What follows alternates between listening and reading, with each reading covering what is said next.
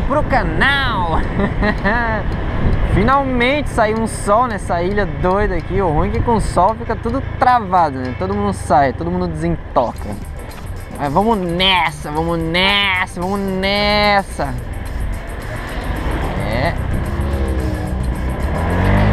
Aí, trocar aquela ideinha monstra com vocês sempre, né? E, pô, eu tô pra fazer né? Tô na ideia de falar pra vocês qual que é as minhas impressões, né, sobre a troca do líquido de arrefecimento.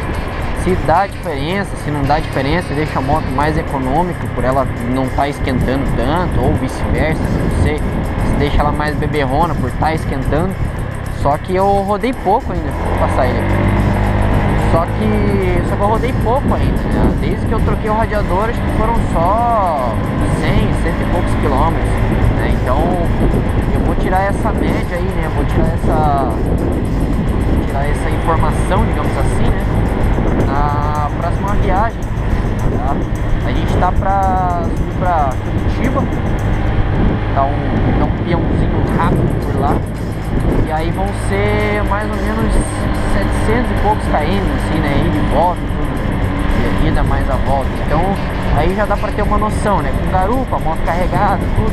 Então, daí eu gravo, né? Eu troco aquela ideia, tiro aquelas informações e passo pra vocês se não dá diferença, né? Qual que é as minhas impressões depois de 1000 km usando o líquido de arrefecimento da Motul. Beleza? O Motocool. Mas enfim, vamos seguindo aqui, vamos trocando aquela ideia. E aí a gente vai trocando essa ideia maneirinha aí. Vai trocando essas informações, batendo um papo enquanto faz aquela pilotagem monstra. Porque a ideia é essa. Além das viagens que não estão rolando tanto aí, a gente vai passando experiências, vai passando informações, enfim. A ideia hoje, na real, eu queria passar para vocês duas informações aí que eu tenho, né? Duas experiências, duas vivências, com base em questionamentos que geralmente a gente vê nos grupos normalmente ou nos comentários de alguns vídeos, tá? Não só em meus, mas os vídeos de outros canais aos quais eu acompanho, beleza? Então, dando a minha experiência com uma pessoa que anda de scooter, pilota de scooter, viaja de scooter, né? Faz de tudo de scooter, de motoca, né? Lembrando, o scooter é uma motoca que tem um tanque curto e tudo mais. Primeiro ponto aí, né, que seria com relação à viagem, né? Quantas paradas são feitas, quantas paradas as pessoas indicam, né? Quanto tempo de parada indica de se fazer. Já emenda nisso a questão da velocidade de cruzeiro, né? Para a pessoa poder ter uma noção de quanto tempo ela pode disponibilizar para percorrer uma certa quilometragem. Ou no caso contrário, né? Qual é a quilometragem, quanta quilometragem ela conseguiria fazer dentro de um intervalo X de tempo, né? Vamos colocar dessa maneira. Então, assim, falando de mim, falando das minhas experiências, das experiências que eu já tive em relação à viagem, tá? Tanto viagem solo, quanto viagem com garupa, quanto viagem com grupo, tá? Já viajei em grupo e cada uma ela tem um ritmo, cada uma ela tem um estilo de parada, e isso depende de pessoa para pessoa, de grupo para grupo, de pessoa para garupa, junto com a sua garupa, né? Então isso varia bastante, não existe uma receita de bolo, tá? A única coisa é assim, se você tem uma distância X para percorrer, você sabe que tipo de rodovia você vai pegar, é interessante você entender quais são os apoios que você tem no meio desse percurso, tá? E quanto tempo você consegue dedicar para você não ficar rodando de noite num território que você não tem muito domínio, uma pista que você não tem muito domínio, não conhece muito, né? Como eu falei, tem um vídeo meu aí onde eu desmistifico um pouco, né, a pilotagem noturna, tá?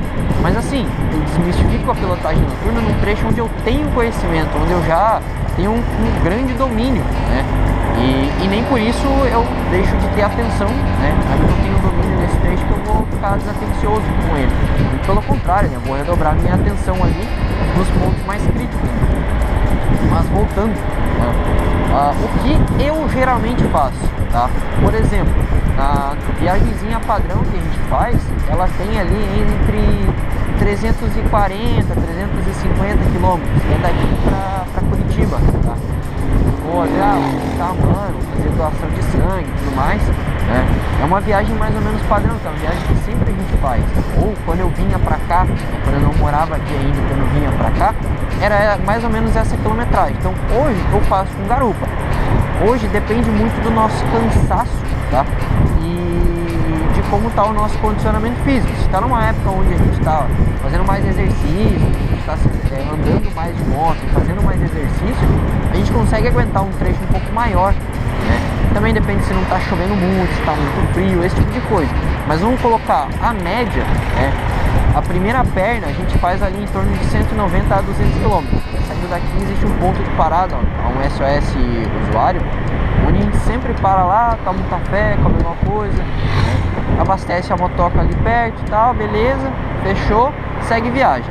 Se a gente está muito cansado ou tem algum outro objetivo no caminho, a gente faz mais uma parada, tá? Dentro ali dos mais uns 100, 115 quilômetros. É pouco, tá? Eu considero pouco, mas é uma parada um pouco estratégica para a gente chegar descansado, para a gente poder fazer outras coisas no nosso objetivo, tá? Não só chegar e descansar. Esse é o nosso padrão, tá? Em garupa. Já teve situações onde a gente teve que parar mais, onde tava com dor na bunda, tava cansado, tava com dor na perna, né? E eram situações onde a gente não estava tão habituado assim ao percurso, né? A gente não estava tão habituado a ficar tanto tempo rodando na motoca, tá? E isso considerando o quê? Aí eu pontuo a questão da velocidade de cruzeiro. Aqui não, você está de veículo, está numa moto, um carro, o que for, não existe de fato uma velocidade de cruzeiro que você vai conseguir manter ela 100% do tempo, tá? Mas assim, uma velocidade média, bem média mesmo, tá? Ela fica ali entre os meus 80, 75 km, tá? Por hora. Pode soar pouco, tá? Mas a scooter, a PCX, ela não passa muito ali de 100 por hora, beleza? Então mantendo ali em média os meus 80 por hora, 85, show de bola, tá? Show de bola, não fica uma viagem cansativa, tá? Tanto por questão de tempo quanto por questão de resistência do vento, tá? Eu sou uma pessoa relativamente alta, tá? E vem um pouquinho de vento, tá? Que bate aqui na bolha, né? E bate no meu peito, tá? Bate aí em vocês na câmera. Então ela acaba tornando uma viagem confortável. Dá para andar mais que isso? Dá, mas eu não vou conseguir andar 100% do meu tempo mais que isso, a 100 por hora, tá? 105 por hora, que é, digamos, o máximo que a moto vai dar ali nas suas boas condições. Eu não consigo, porque eu tenho outros veículos na pista, eu tenho outro tipo de pista, a pista pode estar com muita, pode ser uma pista muito sinuosa, tá? Então assim, existem inúmeras variáveis, tá? Pode estar um tempo chuvoso, pode estar de noite, a visibilidade pode estar baixa, tá? Enfim, existem diversos, você pode ter um congestionamento, tudo isso influencia, tá? Na minha velocidade média, tá? Então eu geralmente mantenho o que? 75, 80 dentro do limite da via, tá? Não estou nem muito abaixo e nem passando do limite da via. Eu consigo não ficar extremamente cansado, tá? Dentro do percurso, com muito vento, muita resistência e tudo mais, né? Porque pelo menos na PCX em alta velocidade cansa muito mais, né? Em alta velocidade, uma velocidade mais alta cansa muito mais do que você andar numa média mais baixa, digamos assim, né? Vou sair daqui para não pode ficar mais rápido.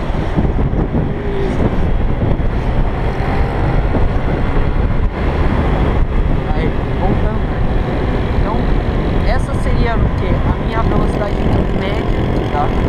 Mais ou menos aproximada ali ao que geralmente eu faço, beleza? Com relação à parada, vai do teu filho, tá? Vai do teu sentimento aí, vai do teu conforto, tá? O ideal é que você não pare muito, tá? Não fique parando de hora em hora, digamos assim, né?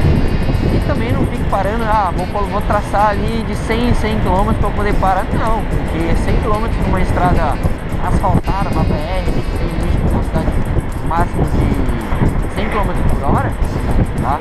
É algo rápido, mas 100 km numa estrada de chão, cheia de pedra, né? Sem muita estrutura, né? Sem muita infraestrutura, muito sinuosa ou algo assim, tu vai levar muito tempo para fazer, para conseguir parar e descansar um pouco, né? Para cumprir, digamos assim, a tua meta ali de 100 km por hora. Então é um tanto quanto relativo isso aí. beleza?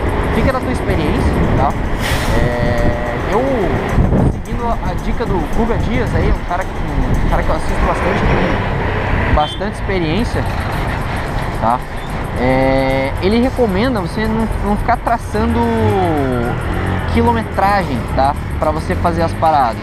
Coloca um limite de tempo, tá? Ah, vou parar ali de 2 em 2 horas. Pô, beleza. 2 horas é um tempo bom, sabe? Você consegue ficar descansado, tá?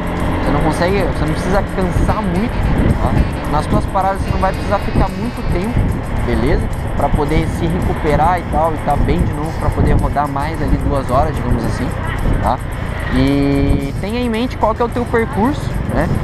E em quanto tempo mais ou menos você consegue fazer esse percurso e vai dividindo, né? Vai dividindo isso aí, beleza? Eu tinha para compartilhar para vocês hoje, era mais ou menos isso aí, tá? Então não existe uma verdade absoluta, né? Tudo você vai medindo a temperatura, né? Vai vendo como é que tu te sente confortável, tá? Mas também não adianta ficar parando de hora em hora, de 50 em 50 km, que você vai perder um dia inteiro para rodar 300 km, uma viagem relativamente curta, né? Uma viagem relativamente confortável ali de se fazer, dependendo do tipo de estrada que você vai pegar, beleza? Então, era isso aí, pessoal. Se você chegou até aqui, eu te agradeço bastante, né? Se você tem qualquer outra dúvida, deixa aí nos comentários. Se você gostou desse vídeo, deixa aquele joinha maroto que sempre incentiva, tá? A gente a continuar produzindo, né? Esse tipo e outros tipos de conteúdo, tá? E nós vamos falando, tá bom? Valeu, um abraço e até o próximo vídeo. Tchau, tchau!